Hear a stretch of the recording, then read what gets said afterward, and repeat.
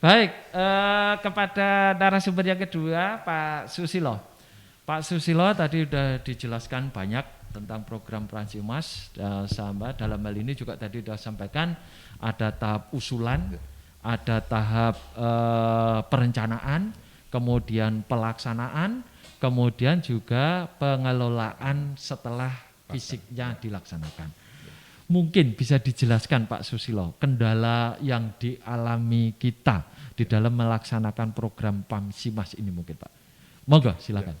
Kalau kendala itu kita bisa bagi kendala di waktu kita memulai dulu awalnya. Ya tadi sudah disampaikan oleh Pak Singgih bahwa ini berbasis masyarakat, dari masyarakat yang berencana terus dan nanti yang melaksanakan. Nah kita tahu bahwa tingkat pendidikan dan pengetahuan masyarakat itu berbeda. Beda-beda. Gitu. Jadi di sini kekuatannya adalah bagaimana pendampingan kita di lapangan, itu yang menentukan nanti juga berhasil tidaknya suatu lokasi yang kita tuju. Jadi bagaimana kita mulai memberi mereka pelatihan, pendidikan, dan juga sebetulnya dari waktu mereka mengusulkan, sebetulnya kita harus sudah melihat antusias masyarakat benar dari masyarakatnya, atau cuma sekedar dari top pemimpin yang di desa bersangkutan. Nanti kalau tidak didukung dengan masyarakat yang di bawah, ini juga akan kita repot sendiri Pak nanti. Jadi di awal perencanaan harus kita lebih hati-hati.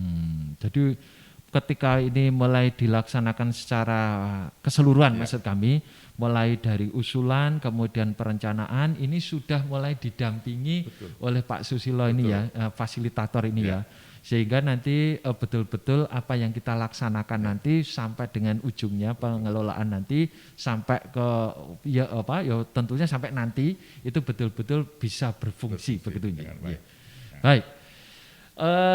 Pak Susilo, kalau kami melihat ini ya dari data yang ada, itu memang di Pamsimas itu ada kategori hijau, ada kategori hijau itu artinya berjalan dan telah dilaksanakan dengan baik dan berfungsi dengan baik hingga sekarang.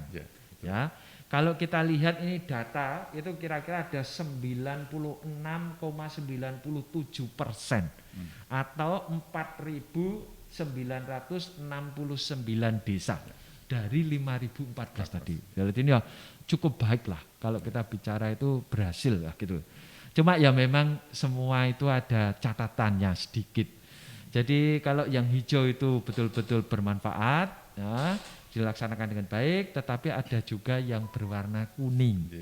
Kuning itu adalah ya berfungsi, tetapi ada sebagian yang perlu apa ya istilahnya itu kalau kita sampaikan berfungsi tapi tidak sepenuh, kan gitu. Kira-kira sebagian. Dari data yang ada ini ada 1,45% atau 74 desa.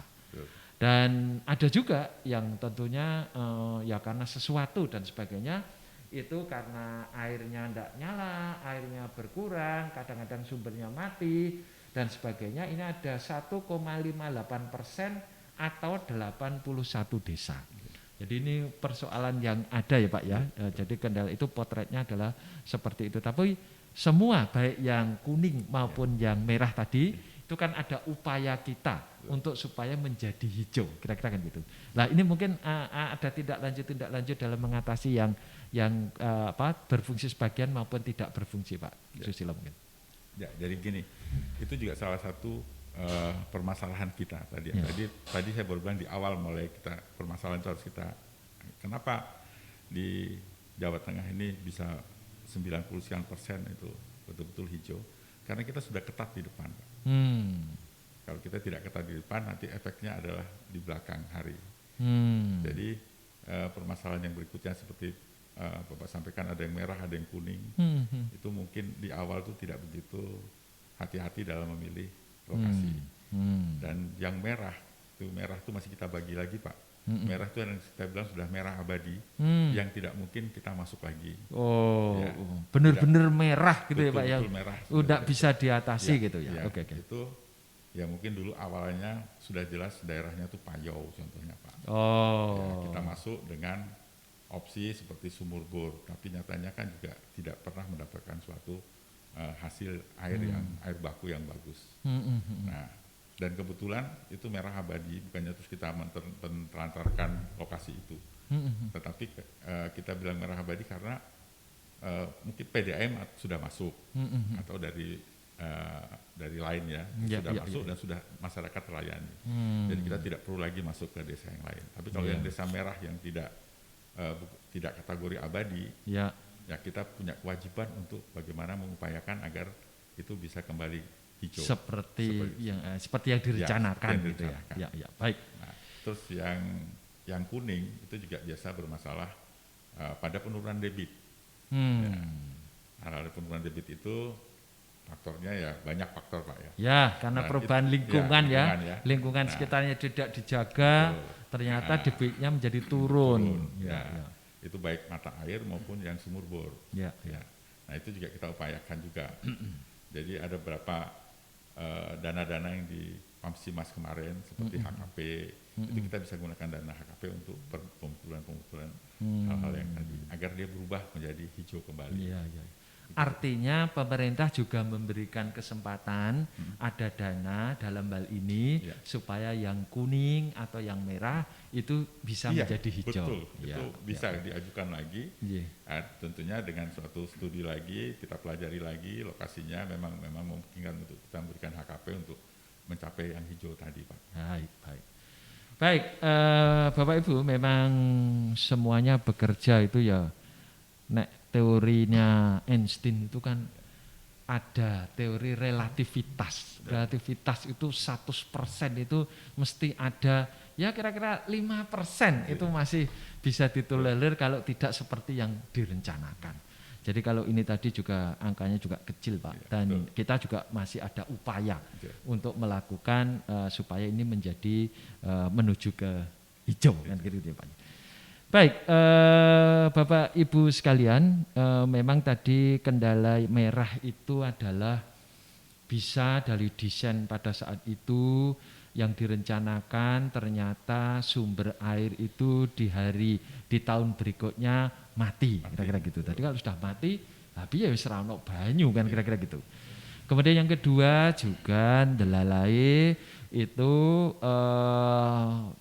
barengan ya tadi karena rispamnya tidak dilaksanakan dengan baik, ini sudah jalan pakai Pamsimas, tahu-tahu ada program PDAM di sana. Nah ini masyarakat kadang-kadang milih sing murah, kadang-kadang gitu lah. Ini kalau sudah milih kan berarti yang Pamsimas akhirnya kalau tidak dipilih yang Pamsimas kan jadi mati kan kira-kira gitu. Ini yang satunya. Tapi kalau yang kuning tadi sudah berjalan dengan baik, tapi tekonggone di sana juga mungkin airnya berkurang debitnya kira-kira ya. Kalau boleh tahu Pak, ini kira-kira kalau di Pamsimas ini kapasitas debit berapa ya Pak? Kira-kira minimal berapa, maksimal berapa gitu? Kalau kita biasa pakai kan tergantung dari kita lihat penduduk itu berapa kapasitasnya Pak.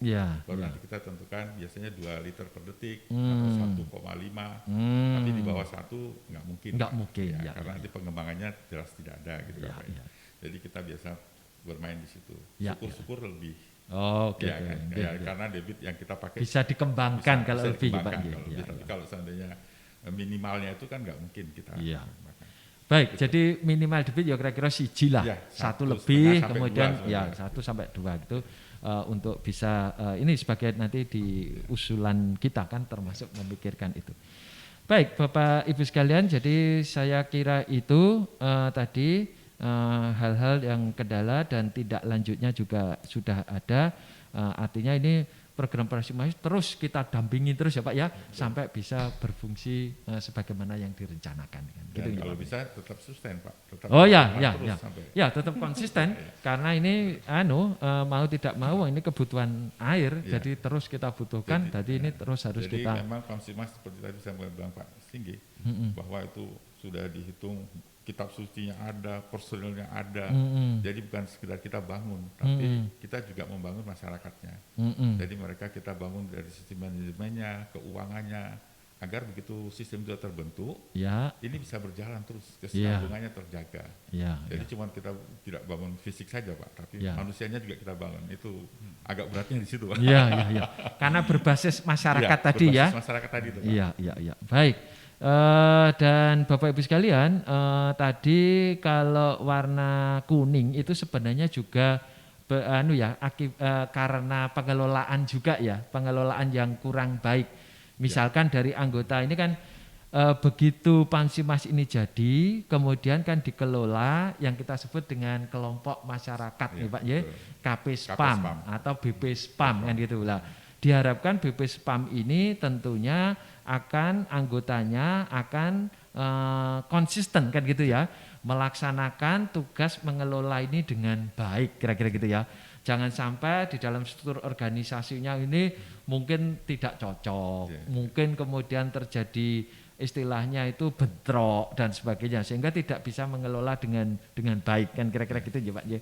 Jadi ini perlu juga dilakukan dalam hal ini ya, perlu pembinaan kira-kira gitu ya Pak ya. Dan juga BP Spam yang ada ini juga ada sekarang masuk asosiasi ya Pak ya. Dibentuk asosiasi ya. Ini jadi, asosiasi tingkat apa Pak? Kabupaten, tiap provinsi? Kabupaten itu mereka sudah punya, semua provinsi Jawa Tengah ini sudah punya asosiasi di tingkat kabupaten. Sebetulnya di provinsi juga sudah ada asosiasi. Sudah terbentuk juga. Kita berharap asosiasi ini nanti menggantikan kita konsultan yang sudah selesai. Tempat curhat lah, kira-kira gitu aja. Ya karena ternyata saya sendiri coba melihat di lapangan, asosiasi ini sangat penting Pak. Jadi di situ mereka bisa berkumpul, bagi ilmu, saling tukar pikiran, gitu. Curhat, mencari jalan keluar, gitu jadi, ya. Memang bagus juga. Bahkan sekarang sampai pada tingkat seandainya kabupaten yang, kalau di kabupaten kan antar KP Spam, antar desa. Tapi di tingkat provinsi juga kita hidupkan agar di tiap kabupaten ini bisa saling membantu. Baik. Jadi mudah-mudahan dengan kita sudah siapkan asosiasi ini bisa menjadi sebagai penerus ya, penerusnya di dalam mengelola ini ya. Baik. Bapak Ibu sekalian, jadi di dalam mengelola spam ini yang dikelola oleh KP Spam atau BP Spam ini juga sudah terbentuk asosiasi, baik itu di tingkat kabupaten maupun kota. Kemudian di tingkat provinsi pun juga sudah ada. Dan ini asosiasi ini adalah tempat mereka bisa mencurahkan kalau ada persoalan-persoalan dan mungkin bisa pendapat-pendapat itu bisa disampaikan kepada pemerintah kan kira-kira gitu ya. Kalau mungkin ada persoalan-persoalan kira-kira gitu. Di samping itu juga bukan masalah itu juga masalah teknis juga Pak. Itu juga tidak hanya non teknis tapi termasuk teknis ya. Jadi bocor, pecah itu juga dibicarakan dan di situ. Sampai pada teknologi. Contohnya sekarang itu ada beberapa KP Spam yang sudah bisa menggunakan air itu pakai noken. Jadi mengontrolnya sudah sampai sebegitu Pak. Iya, baik. Jadi kalau mereka biasa juga mulai bayar pakai digital, sudah tidak perlu lagi yang itu sudah bisa juga Pak. Iya. Jadi inovasi-inovasi di masyarakat ini juga kita tidak nyangka. Tapi seiring dengan perkembangan IT ya Pak. Betul Pak. Baik, ini tadi juga diinformasikan, saya juga waktu kalau kita ada rapat ex-karesidenan, itu kita juga kecuali kita evaluasi juga kita minta mungkin ada paparan sedikit dari KP Spam unggulan kira-kira itu Pak ya. Yang mana ini ternyata juga tidak hanya standar-standar saja ya Pak ya. Ada yang sudah menggunakan bayarnya itu juga sudah pakai online kan kira gitu ya. Kemudian juga sudah ada produksi Pak. Tidak hanya melayani masyarakat saja dalam hal ini air, tetapi ada diversifikasi usaha. Betul, Pak. Karena memang airnya ada yang melimpah, memang tidak semuanya. Salah satunya adalah bisa membuat air mineral dalam botol kemasan itu. Ada yang juga sampai dijual ya Pak ya. Bahkan juga kami melihat waktu itu karena mungkin kalau saya di Temanggung ya Pak ya, airnya berlimpah itu ada yang buat kolam renang Pak. Ya memang itu salah satunya, memang ada itu. Kemudian juga teknologi yang sekarang kelihatannya sudah bisa ngecek sudah bayar atau belum dan sebagainya, informasi kerusakan melalui IT dan sebagainya ini kelihatannya sudah jalan. Baik, saya kira itu yang bisa kita obrolkan Dan saya nyuwun ini kelihatannya closing state ini ya, apa penutup atau saran gitu buat Pamsimas kita biar lebih lebih bagus lagi kira-kira gitu. Monggo Pak Singgih, silakan. Sudah mau close ternyata Bapak. Oh, iya. Kalau ngobrol Pamsimas nih kayaknya nggak ada habisnya ya Pak ya? Iya, 1 jam nggak cukup. 1 minggu juga masih kurang rasanya Pak. Karena menarik sekali sebenarnya dinamika program-program yang sifatnya community based ini Pak. Banyak hal yang bisa diceritakan, banyak sisi-sisi yang kita harus pasti bisa belajar lebih baik lagi Pak. Karena sudah closing statement mungkin yang bisa kami sampaikan adalah membangun Pamsimas tuh kalau menurut saya rasakan tuh kayak membangun rumah tangga Bapak. Rumah tangga yang benar diawali dari pemilihan jodoh yang benar Pak. Wih, cari pacar yang benar. Bisa pacaran dulu bisa langsung iya. Tapi yang jelas harus benar Pak.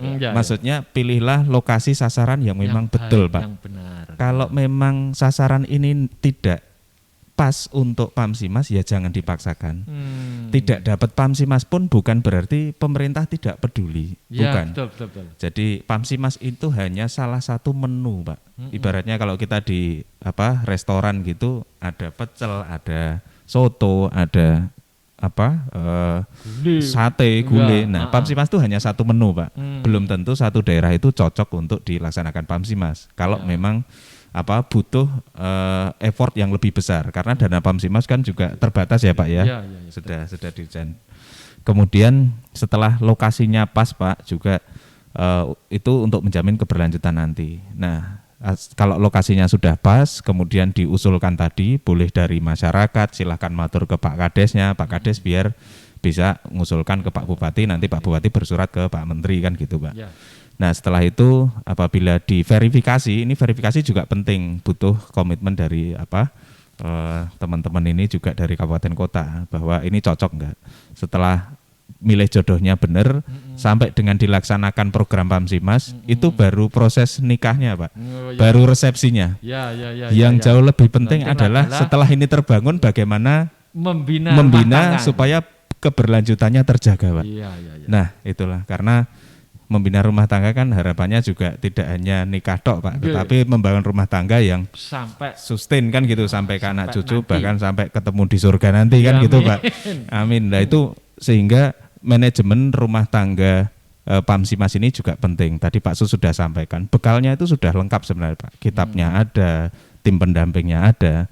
Nah tinggal bagaimana untuk mengelola pasca Pamsimas ini dengan betul-betul baik Pak.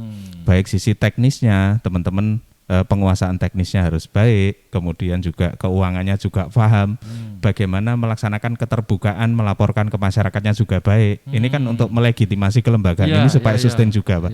BP spamnya ya, biar betul-betul sehat, dipercayai oleh anggotanya. Dan juga supaya meyakinkan masyarakat bahwa air ini juga memang airnya gratis, tapi kan pipanya juga perlu biaya Pak. Ini supaya iurannya juga baik gitu, karena ada beberapa masyarakat juga karena air kan dari Gusti Allah, kenapa ditarik bayaran kan gitu.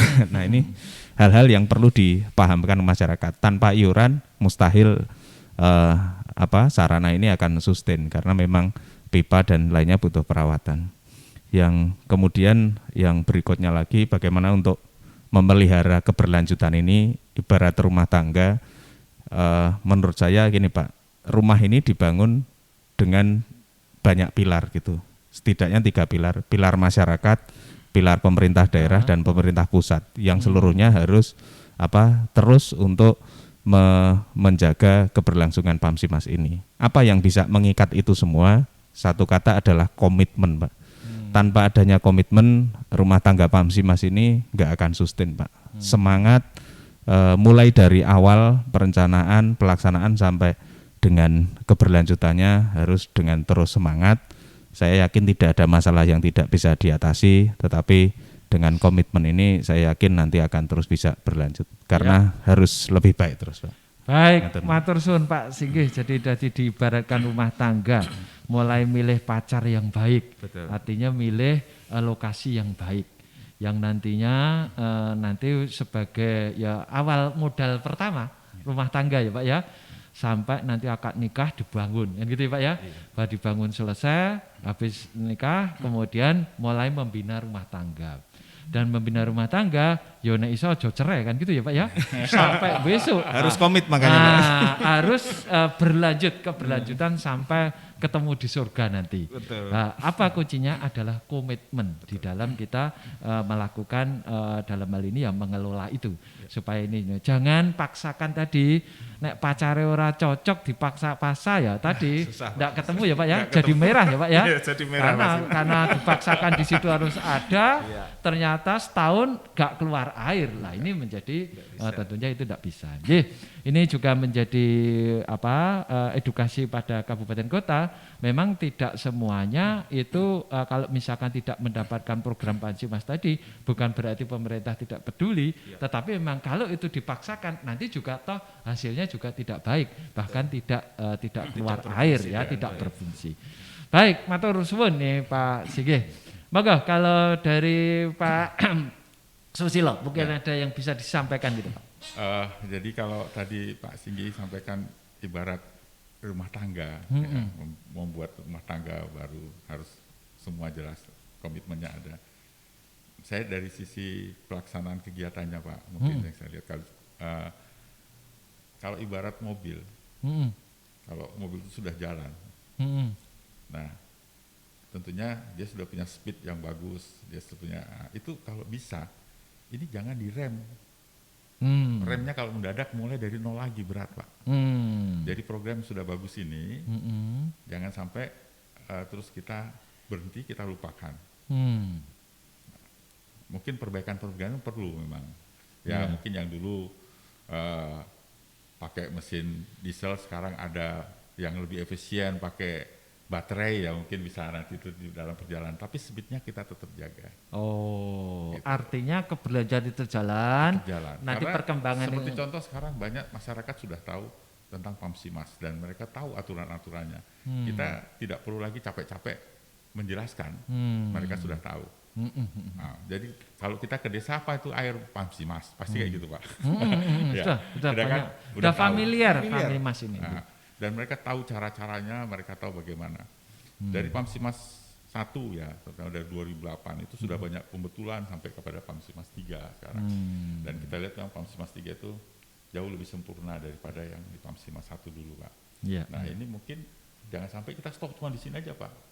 Kan kita nanti mulai dari nol lagi. Nah, mendingan ini kita pertahankan. Bagaimana ini terus jalan, ada masalah diatasi terus gitu ya. Karena Pamsimas saat ini tidak bisa juga menyelesaikan semua Pak. Contoh kita katakan sekian desa selesai, tetapi di dalam desa itu masih bolong-bolong Pak. Masih ada dusun-dusun yang belum terairi. Baik. Nah, yang program yang sudah bagus ini, yang sudah jalan dengan baik ini, kalau bisa ke depan bisa menyelesaikan juga yang bolong-bolong tadi agar kita bisa 100% akses di Jawa Tengah ini betul-betul 100% Pak. Itu harapan kita ke depan. Jadi mudah-mudahan ini jangan dengan berakhirnya Pamsimas 3 ini jangan sampai berakhir juga. Boleh namanya apa nanti boleh. Ini Pak Singgih yang harus berjuang untuk Jawa Tengah ini Pak ya. Boleh namanya apa tapi sistem tadi itu jangan berhenti Pak. Gitu. Itu yang paling yang saya rasakan. Soalnya saya banyak ikutin beberapa kegiatan-kegiatan sebelumnya, proyek-proyek sebelumnya Pak. Begitu stop selesai Pak. Akhirnya mau mulai dengan baru lagi lambat. Itu kayak proyek proyek selesai. Nah, sekarang ini kita harus kalau selesai. Pamsimas masuk, ya proyek ya program. Jadi programnya ini yang kita pertahankan Pak. Itu saran saya seperti itu agar masyarakat betul-betul bisa semua terlayani dengan baik. Gitu. Baik Pak Susilo, ini sebelum saya tutup ini karena ini masih ada sedikit tadi yang membuat pikiran kita ini masih bertanya ini Pak Singgih ini yang selaku dari PUPR nih Pak. Kan kita ini program Pamsimas kan sudah Pamsimas 1, Pamsimas 2, Pamsimas 3. Mulai dari tahun 2008 sampai dengan 2021. Kami memang mendengar kelihatannya Bank Dunia sudah habis dananya.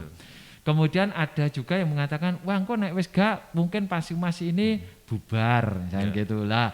Ini mau dijelaskan Pak. Jadi kabupaten kota biar tahu sakjane Pansimas terus ning sing danai mungkin berbeda. Tapi tadi yang dimaksudnya Pak Susilo ojo mandek sing wis mlaku iki terus mandek kayak proyek selesai nanti takutnya kan gitu. Padahal ini sustainable-nya terus. Mungkin bisa diinfomakan. Nggih, baik Bapak. Memang kalau program ini suatu program yang baik dan pendekatan yang sukses, saya sangat setuju Pak memang. Dan saya setuju dengan Pak Susilo bahwa pendekatan program ini harus dilanjutkan, jangan sampai berhenti ya. Eman nanti kalau mandek startupnya lagi nyetaternya susah Pak. Akinya keburu tekor gitu lah.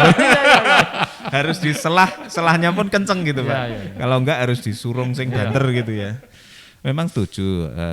Program ini kan sifatnya kan dua kata kalau menurut saya Pak. Yang satu mainstreaming, memperkenalkan, yang kedua kan scaling up gitu ya, yang harusnya bisa diteruskan, direplikasi, kemudian juga dikembangkan oleh kabupaten kota yang bersangkutan. Nah, memang sampai dengan saat ini kita pun Pak, karena kami juga dari balai ini selaku eksekutor ya, masih menunggu juga arahan dari pemerintah pusat seperti apa nanti exit strateginya. Hanya saja ini pikiran kami adalah dengan berjalannya program ini, kalau program ini sudah diyakini sebagai pendekatan yang memang baik, kita bayangkan loh Pak, pengelolaan masyarakat ini hanya berapa? Enggak sampai 2% kan yang enggak berfungsi. Ini pengelolaan masyarakat kan luar biasa Pak. Ada kelembagaan lain yang notabene sudah settle, terdidik, belum tentu sehat loh Pak pengelolaannya. Ini kan jadi satu hal yang istimewa. Mudah-mudahan kita harapkan Pemda ini sudah mulai bisa Bapak dengan replikasi ini kan ibaratnya dicontohin dulu gitu ya. Nanti bisa ya syukur-syukur bisa merekrut teman-teman ini mulai merangkul sehingga bisa mengembangkan untuk daerah-daerah yang lain. Tadi kan desa di Jawa Tengah baru mungkin sekitar 50-60% ya. 60% ya. Nah, untuk kelanjutannya mudah-mudahan bisa diteruskan oleh pemerintah kabupaten sendiri Pak. Harapannya sih seperti itu. Istilahnya tidak perlu menunggu pemerintah pusat ada apalagi ya, tetapi harapannya kabupaten kota sudah mulai bergerak untuk mereplikasi sendiri. Nah, mulai melanjutkan karena pedomannya sudah ada, sistemnya sudah dibuatkan. Nah, tinggal pemerintah kabupaten ini harapannya bisa meneruskan. Mungkin baik, gitu. ini dedes sithik Pak. Jadi isih ono apa ora Pak APBN kira-kira. Kira-kira. Yang ditunggu-tunggu kan itu. Meskipun tadi take over iya kan gitu. Cara bayi kayak disapih ora nyusu, kowe ora langsung del Pak. Ya, bakale kowe tak sapih ning saiki sik misalnya gitu. Monggo. Untuk kebijakan secara postur anggaran untuk tahun depan kalau wacana Pamsimas ini kan masih loan kemarin Pak. Kalau rupiah murni untuk tahun depan ini memang belum ada skenarionya. Untuk tahun depan. Ya mungkin ya kita juga masih sama-sama Pak wait and see untuk tahun depan ini keberlanjutannya akan terusannya akan seperti apa dalam jangka dekatnya. Baik, kabupaten kota wait and see. Ya kan gitu kan. Moga-moga kita berdoa ya rakyat tang sithik lah isih ono dari pusat meskipun tidak dari Bank Dunia, kira-kira gitu ya. Betul. Dan tugas kita adalah take over tadi, memang tidak mungkin ini terus dari pusat, tetapi itu menjadi kewajiban dari kabupaten kota, kira gitu. Dan Bapak Ibu sekalian, perlu kami ingatkan bahwa sesuai dengan Undang-Undang 23 2014 pemerintah daerah, bahwa urusan air minum dan sanitasi itu adalah termasuk urusan wajib bagi pemerintah daerah. Jadi kalau ada warga masyarakat yang tidak mendapatkan air, maka siapa yang paling bertanggung jawab adalah kabupaten di mana masyarakat itu berada. Dan pemerintah pusat juga mentargetkan kapan ini harus bisa selesai kan gitu. Kalau kita lihat di RPJM kita, MN kita ya, RPJMN kita, itu tahun 2024 itu kan diharapkan akses air minum ini 100%. Dengan minimal perpipaannya 20%. Dan kalau nanti hasil studi SDGs ini kita laksanakan, maka di tahun 2030 itu semuanya harus mendapat 100% akses air minum, kan kira-kira, dan berpipaan kan gitu. Nah, Untuk menuju akses itu kabupaten kota memang harus mencari berbagai alternatif kan kira gitu ya. Bisa meminta APBN, bisa meminta APBD provinsi melalui bantuan keuangan, tetapi juga APBD kabupaten kota itu sendiri. Termasuk juga mungkin sekarang ada dana desa ya yang bisa dialokasikan juga untuk penyediaan air minum ini. Baik, saya kira itu bincang-bincang kita pada pagi hari ini. Semoga ini bisa bermanfaat bagi kita bersama dan mengedukasi masyarakat terkait dengan apa itu Pamsimas. Saya kira gitu, terima kasih pada narasumber Pak Singgih, Pak Susilo atas kehadirannya dan telah menyampaikan tadi mencurahkan pikiran untuk kita bersama. Saya kira gitu, ada kurang lebihnya mohon maaf dan kita akhiri billahi taufik wal hidayah. Assalamualaikum warahmatullahi wabarakatuh. Waalaikumsalam warahmatullahi